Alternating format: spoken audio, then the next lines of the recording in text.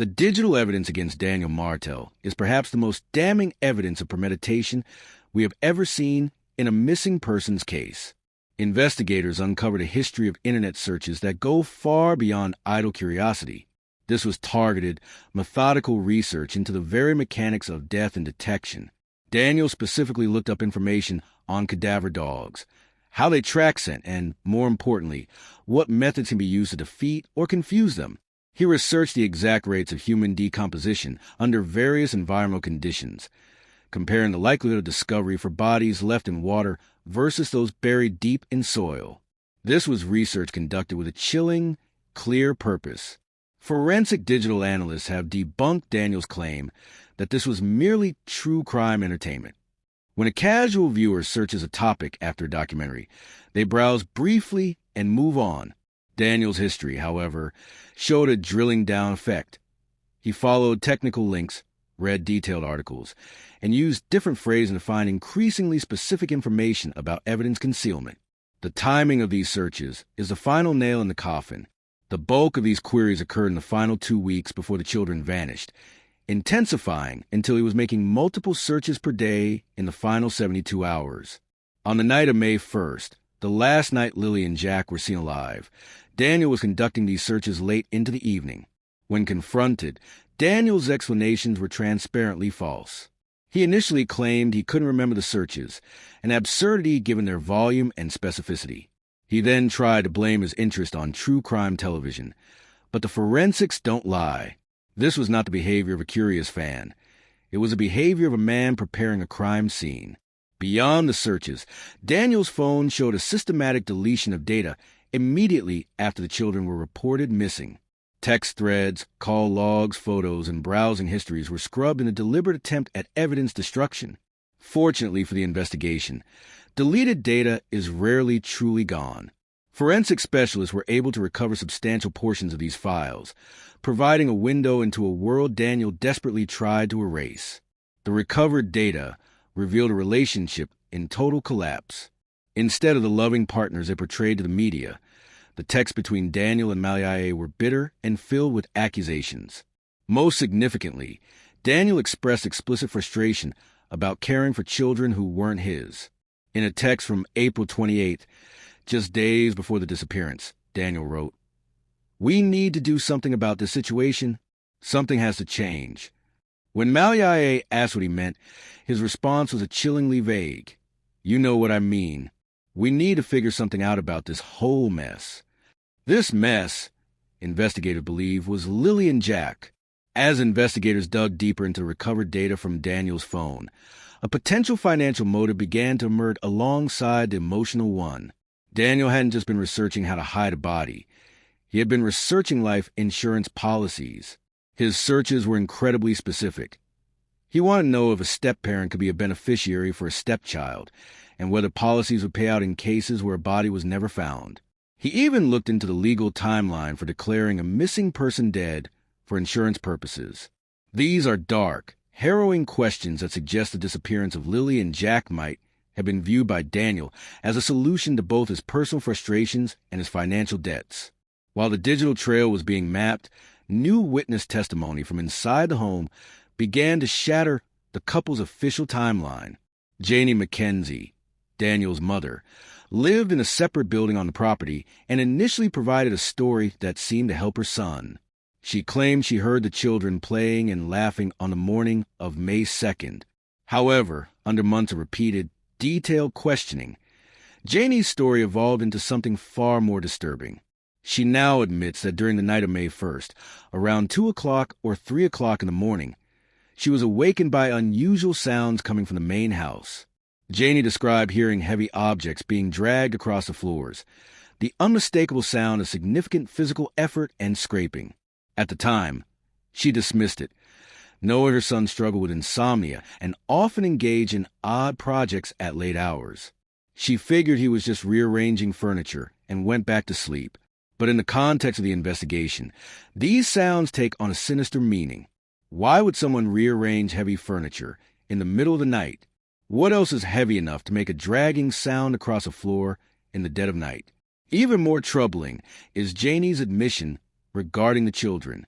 She now confesses that she never actually saw Lilly and Jack on the morning of May 2nd.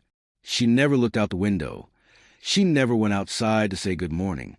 She only heard sounds, laughter, voices, and the squeak of the swing set, and assumed they were children. This has led investigators to a horrifying theory. The sounds were staged. It would be remarkably easy to play a recording of children's laughter or to manually push an empty swing to create the auditory illusion of life. This audio theater would create a witness who could testify that the children were alive at 9 a.m., effectively shifting the timeline and deflecting suspicion away from the dragging sounds heard hours earlier. By the time the swings were squeaking, Lilly and Jack may have already been gone. The puzzle of the early morning hours was further completed by a neighbor who lived down the road. While not close enough to see the Sullivan house, this neighbor reported a specific sound that caught his attention at 5:30 a.m. on May 2nd. He heard a vehicle engine idling for an extended period, roughly 10 to 15 minutes. In a quiet rural area, the sound of a truck running in place for that long stands out. While people often warm up their cars, the timing aligns perfectly with the window investigators believe was used for the final disposal of evidence. When you synthesize all these accounts, a chillingly consistent timeline emerges that contradicts everything Daniel and Malloy told the police. Security footage places Daniel at a gas station 30 kilometers away at 11:47 p.m. on May 1st, likely purchasing cleanup or disposal supplies. By 2 o'clock or 3 a.m., his mother hears heavy objects being moved and dragged through the house. By 5:30 a.m., a neighbor hears his truck idling, suggesting it was being loaded or prepared for a trip. Finally, at 10:01 a.m., the 911 call is placed. Investigators believe that Lilly and Jack died or were killed on the evening of May 1st, and the subsequent hours were spent in a frantic, methodical effort to clean the home, move the remains, and manufacture a missing narrative. The 911 call and the subsequent media appearances are now viewed by police as carefully planned theater. The emotional displays, the frantic searches, and the public pleas were all part of a narrative designed to hide the reality of what happened during those dark hours. Daniel was centrally involved, but the question of Malia's role remains a focus of intense scrutiny. Did she help plan it, or did she become an accessory after the fact? The dynamic between the two of them in the weeks following the disappearance provides some of the most revealing clues. Initially, they presented a united front of grief. They stood together at press conferences and supported each other's stories. But the facade didn't last. Less than a week after the children vanished, Malloy suddenly fled. She packed up her baby Meadow and moved hours away to stay with family. She didn't just leave. She cut all digital ties, blocking Daniel on every social media platform. This wasn't a temporary separation. It was a public and dramatic severing of their bond. During this time, Malia's behavior was far from that of a grieving mother simply looking for support. According to her family, she was making direct, specific accusations against Daniel. She was heard saying, "This is all his fault," and "I should have protected them from him." These weren't the words of someone who believed their children had wandered off.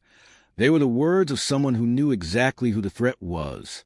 When detectives followed up on Malia's explosive accusations, her demeanor changed instantly, away from the raw emotion of her family and back in the presence of investigators. She became guarded and evasive. She tried to walk back her statements, claiming she was just upset and looking for someone to blame. She softened her stance on Daniel, suggesting he wasn't perfect, but that she didn't truly believe he'd harmed the children. However, experienced investigators know that words spoken in moments of raw, uncalculated emotion are usually much closer to the truth than the sanitized versions that follow legal advice. The most baffling turn of events for the public was Malia's eventual reconciliation with Daniel. After accusing him of being responsible for her children's disappearance, she moved back in with him.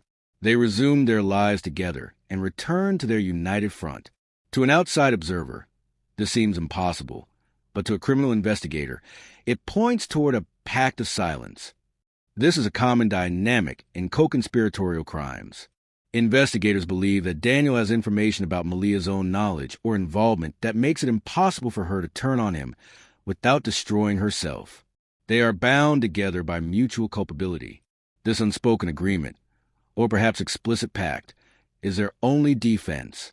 They realize that as long as they both stick to the story of the children wandering off, the police face the incredibly difficult task of proving a murder without a body or a confession. They stay together not out of love or forgiveness, but out of a shared need for survival. If one breaks, the entire house of cards collapses. They are trapped in a relationship built on a foundation of terrible secrets, where the price of betrayal is a life sentence in prison. However, recent reports suggest this fragile alliance is finally beginning to crack under the sustained pressure of the 7-month investigation. Neighbors have reported hearing renewed, violent conflict between the two. The psychological burden of maintaining a massive lie while being the subject of a nationwide search is starting to take its toll. Investigators are strategically exploiting these tensions, conducting separate interviews and subtly suggesting to each partner that the other might be on the verge of cooperating. They are making it clear that the first person to tell the truth will receive a dramatically better legal outcome. This wedge strategy is designed to make self-preservation more appealing than the pact, and there are signs it is working on Daniel Martel. Daniel Martel is reportedly reaching his psychological breaking point. Sources close to the investigation describe a man whose carefully maintained facade is crumbling. He has begun drinking heavily, is plagued by chronic insomnia, and has descended into a state of extreme paranoia. He treats every innocent conversation as a potential threat. To an investigator, these are classic signs of someone buckling under the weight of guilty knowledge. Daniel has even made comments to his family about how the crushing weight of the situation is becoming more than he can bear. In a recent interview, Daniel's control slipped in a way that detectives hadn't seen before. He became uncharacteristically emotional, talking about regrets and how things spiraled out of control in ways he never intended. These are not the words of an innocent man. They are the words of someone looking for a way to confess, without fully admitting to the horror of the act.